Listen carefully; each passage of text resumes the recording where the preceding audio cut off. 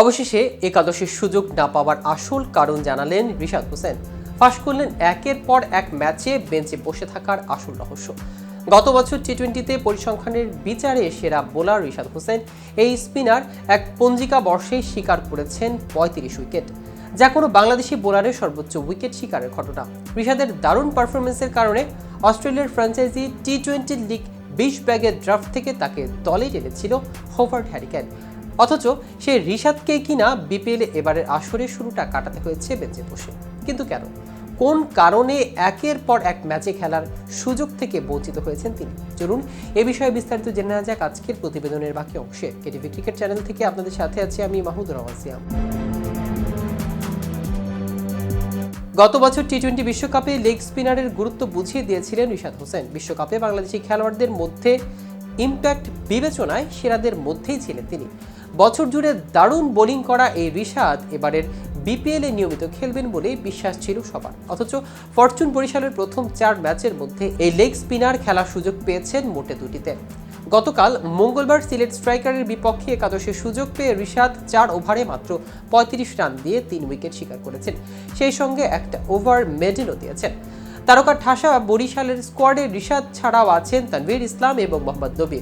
প্রথম ২ ম্যাচে বরিশালের অধিনায়ক তামিম ইকবাল দল সাজিয়েছেন তানভীর নবীকে নিয়ে।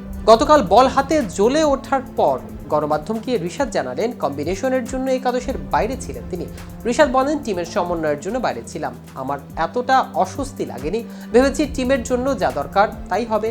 সারা বছর দারুণ পারফরমেন্স দেখানো রিশাদকে বেঞ্চে বসিয়ে রাখা নিয়ে অনেকে আলোচনা করেছেন। লেগ স্পিনের কার্যকারিতা এবং শেষ দিকে ঝড়ো ব্যাটিং করার সামর্থ্যের জন্য একাদশে রিশাদকে রাখা উচিত বলে মনে করছেন অনেকেই।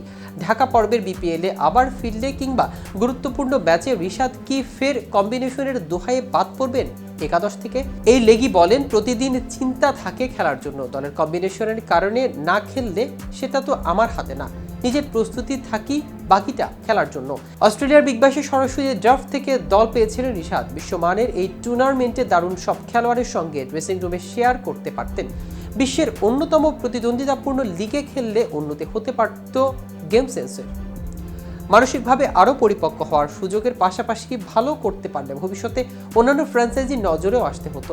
বিসিবি থেকে অনাপত্তি পত্র পেলেও ফরচুন বরিশালের সঙ্গে চুক্তির কারণে সেখানে খেলা হয়নি রিশাদের। বিপিএলেও মিলছে না নিয়মিত সুযোগ। এই নিয়ে কোনো আক্ষেপ আছে তার? রিশাদ অবশ্য আক্ষেপের ধার ধারে না। তিনি বলেন, আমি কোনো কিছু নিয়ে আক্ষেপ করি না, বর্তমানে যা হচ্ছে সেটা নিয়েই কাজ করতে চাই। বিগ ব্যাশ হয়নি, ভাগ্য ছিল না, পরে হবে ইনশাল্লাহ। তো ভিউয়ার্স, ভিডিওটি সম্পর্কে আপনাদের কোনো মতামত থাকলে আমাদের কমেন্ট করে জানাতে পারেন। সাথে সাথে নিয়মিত ক্রিকেট আপডেট পেতে কেটিভি ক্রিকেটের সাথে থাকুন। ধন্যবাদ।